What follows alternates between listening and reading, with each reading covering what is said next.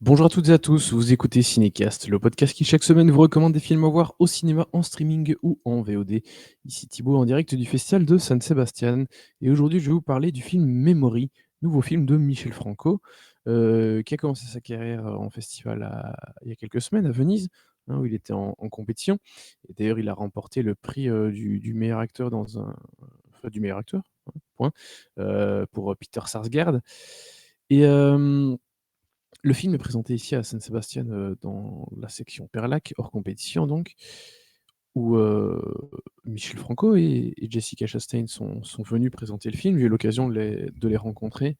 Malheureusement, ce sera pas en podcast, ce sera en écrit, que vous pourrez retrouver sur le site, Synopsis en temps voulu. Je sais pas du tout quand, ça sortira, mais voilà. En même temps, le film est pas censé sortir, dans l'immédiat. Je sais même pas s'il a déjà un distributeur en France. J'ai pas l'impression. En tout cas, il a pas de date de sortie. En Belgique, je pense qu'il a un distributeur, mais là, comme ça, j'ai pas regardé la date de sortie. Mais enfin, de toute façon, je vous tiendrai au courant. Alors, de quoi ça parle, Memory? Il est question de Sylvia, qui est assistante sociale et qui travaille dans un centre d'accueil, de jour pour personnes, ayant des problèmes, des troubles psychiques.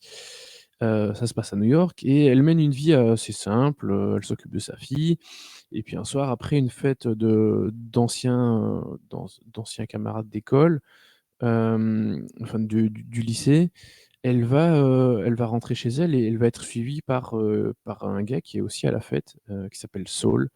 Hem Et le lendemain, elle le retrouve, devant chez elle, frigorifié, complètement, mouillé, ce qui a sans doute plu.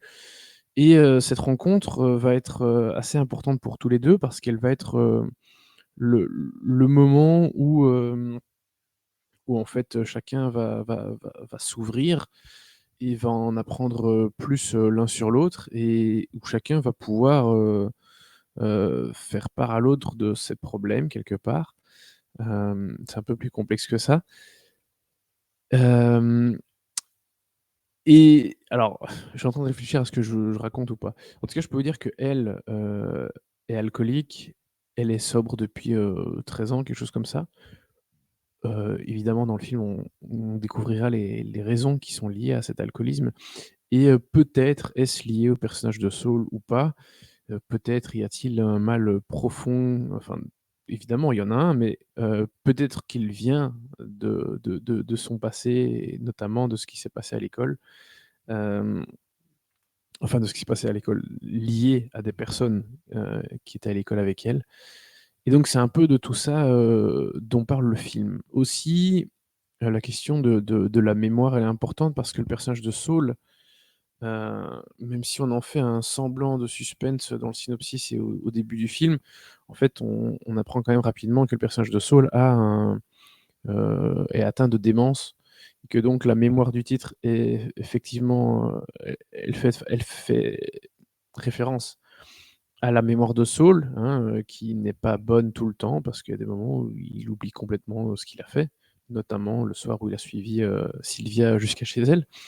Hem, mais la mémoire c'est aussi et avant tout celle, du passé, celle des événements qui ont conduit, Sylvia à sombrer dans l'alcoolisme, hein, notamment. Et puis aussi ce que chacun fait de cette mémoire, c'est-à-dire, hem quel est l'impact des événements du passé sur le présent? Heu, Quel en est le souvenir que chacun en a?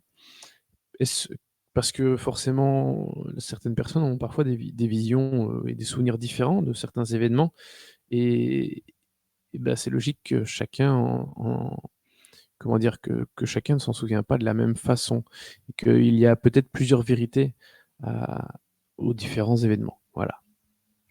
Mais le fait de ne pas en parler et puis évidemment n'aide pas à essayer de se sortir de ce marasme et voilà, tout cela, c'est un peu ce que les personnages vont traverser ici dans Memory, de Michel Franco. Alors, Michel Franco, si vous connaissez bien son cinéma ou en tout cas un petit peu, vous savez que c'est un réalisateur qui a tendance à parler de sujets assez graves, Il y a souvent des éléments chocs dans ces histoires, des éléments chocs, en général, des traumatismes, hein, vécus par les personnages, mais pas seulement, hein, ça peut être, d'autres choses et mais donc ici, j'ai quand même parlé de tout ça, quand même fort en surface et sans vraiment parler, de ce possible traumatisme, possible événement choc. Mais évidemment, il y en a un, bon ça vous l'avez compris, mais de quel ordre évidemment je ne le dis pas, mais voilà, c'est du Michel Franco. Bien qu'il soit un peu plus soft dans sa façon de raconter, il parle quand même, comme d'habitude, de choses assez graves, ça vous n'y couperez pas. Mais enfin cela dit, il est moins, je le disais, moins choc, moins tape à l'œil dans sa façon de raconter l'histoire. Et donc je sais que certaines personnes qui sont pas forcément aficionados du cinéma de Michel Franco, ont plutôt aimé le film, à Venise. Hem, donc ça, c'est plutôt une bonne chose, hein, pour ceux, qui n'aimaient pas trop, son cinéma. Peut-être que Memory devrait passer un peu plus et et ça passe aussi très, très bien, notamment parce que le casting est excellent. Bon, j'ai commencé par dire que Peter Sarsgaard avait remporté le prix du meilleur acteur à Venise. C'est, complètement mérité, je trouve. Hem, j'avais pas spécialement, pendant Venise, j'avais pas vu un comédien qui me semblait plus, meilleur que les autres. Donc je pense que c'est un bon prix d'interprétation. Et évidemment, il a un rôle qui est pas facile à jouer vu que son personnage n'est pas censé se souvenir de tout ce qu'il a fait et son personnage est très intéressant, pas juste, parce que comment dire?